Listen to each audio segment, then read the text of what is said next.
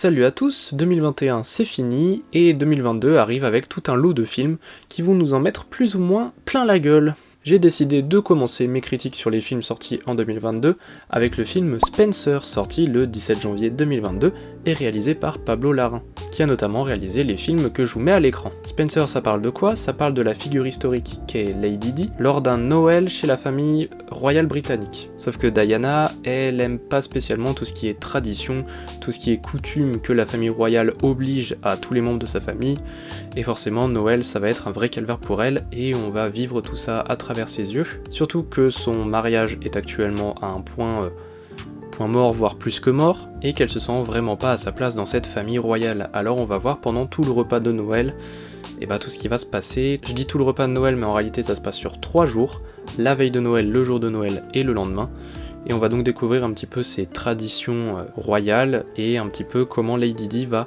survivre à tout ça. Et je dois faire 2 petites apartés avant de commencer vraiment la critique, mais tout d'abord c'est Kristen Stewart qui incarne Lady Di, ce qui me permet justement de vous dire que quand un acteur est choisi pour un rôle dans un film, évitez de cracher dessus alors que le film n'est pas sorti. Ensuite, pour ce qui est de la partie historique du film, j'ai pas fait un doctorat en histoire, j'ai lu aucun livre sur Lady Di, donc la partie historique, je m'en fous complètement. Le côté exactitude avec ce qui s'est passé, avec les faits, avec les comportements, la personnalité, je m'en fous. Maintenant que ça c'est dit, on peut commencer avec la critique. Qu'est-ce que j'ai pensé de Spencer ?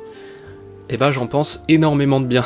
Déjà, sur le point de vue technique, la réalisation elle en met plein la gueule dès le début. Cependant, je peux comprendre que ce soit une réalisation qui plaise pas à tout le monde. On est sur une suite de plans qui vont être assez longs, qui vont parfois même être des espèces de plans séquences, même si je sais pas à partir de combien de temps on dit que c'est un plan séquence et pas juste un long plan. Je pense que le plan moyen dans Spencer doit faire 20 secondes, donc mettez un chrono et regardez 20 secondes sans cut. C'est relativement grand et c'est pour ça que je pense que c'est une réalisation qui ne peut pas plaire à tout le monde, enfin qui ne va pas plaire à tout le monde. Moi en tout cas ça m'a plu et j'ai trouvé surtout que l'ensemble du film était hyper cohérent, que ce soit la musique, la colorimétrie et la dynamique du film, à savoir le rythme qui est apporté au film, j'ai trouvé ça tout hyper cohérent. On a une musique qui est belle, qui est nostalgique, mais qui en même temps emplie d'une tristesse, et la BO elle est formidable, hein, elle colle vraiment super bien avec le film et elle est entre guillemets un petit peu grandiose. La colorimétrie aussi elle est très intéressante parce qu'elle utilise des tons qui vont être pâles, qui vont être un peu vintage, un peu vieillot, pour donner une sorte d'atmosphère un peu faussement nostalgique. Ça vient aider avec l'immersion dans le film et ça vient surtout aider à rendre le tout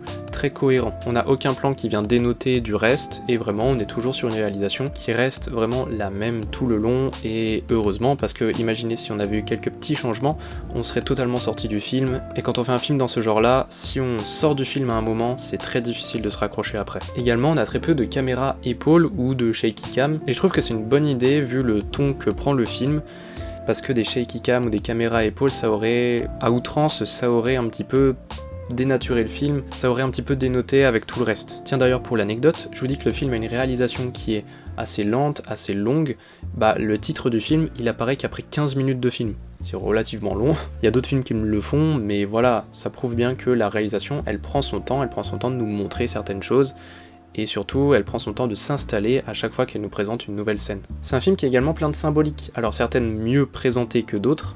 Par exemple, je pense à la symbolique des perles, voilà, j'en dis pas plus parce que j'ai décidé de faire une critique qui sera sans spoiler ou sans gros détails sur le film, mais voilà, il y a une symbolique par exemple des perles que j'ai trouvé assez intéressante quand on réfléchit un peu là-dessus. Il y a d'autres points un petit peu symboliques que je vais pas préciser, mais que j'ai trouvé un petit peu, entre guillemets, grossiers, mais peut-être plus dans la maladresse que dans le je veux absolument montrer ce symbole, enfin peut-être plus dans la maladresse, je l'ai ressenti comme ça en tout cas. Ça m'a pas empêché de passer un bon moment, ça m'a pas fait sortir du film en aucun cas, je me suis juste dit oh c'est un petit peu maladroit. Mais surtout, le sujet principal, Kristen Stewart.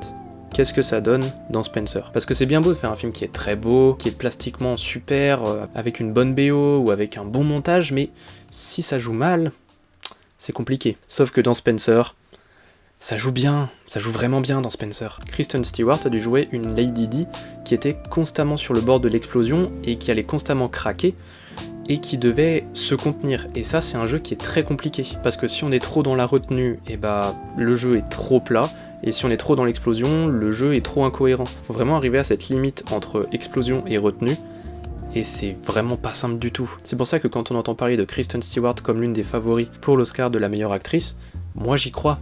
Moi j'y crois et j'ai envie que ça arrive. Son interprétation est hyper intéressante, le personnage est hyper intéressant aussi, on s'y attache assez vite je trouve, et il y a des dialogues qui m'ont un peu ému. Je pense notamment au dialogue entre Diana et Maggie, ou bien même un dialogue qui arrive au milieu du film entre Diana et un chef cuisinier. Je sais pas pourquoi, mais la manière de jouer dans ce dialogue, ou même les phrases un petit peu, il y a certaines phrases qui m'ont un peu touché, où je me suis senti touché, et vraiment le reste du casting fonctionne super bien, tous les acteurs sont à l'unisson, ils sont tous hyper crédibles dans leur rôle, c'est super. Si je devais donner un petit bémol sur Spencer, ce serait peut-être la deuxième partie du film que j'ai trouvé un petit peu moins bien rythmée que la première heure, mais pour autant, comme je vous l'ai déjà dit, je n'ai jamais décroché du film, j'étais toujours dedans et ça a été un vrai kiff du début jusqu'à la fin. Donc il y a de fortes chances que vous retrouviez Spencer dans mon top film 2022, même si cette année je compte voir beaucoup de films, comme vous l'avez vu sans doute dans ma vidéo sur mes attentes 2022, et du coup on verra bien si Spencer restera dans mon top ou non. Mais en tout cas l'année commence super bien.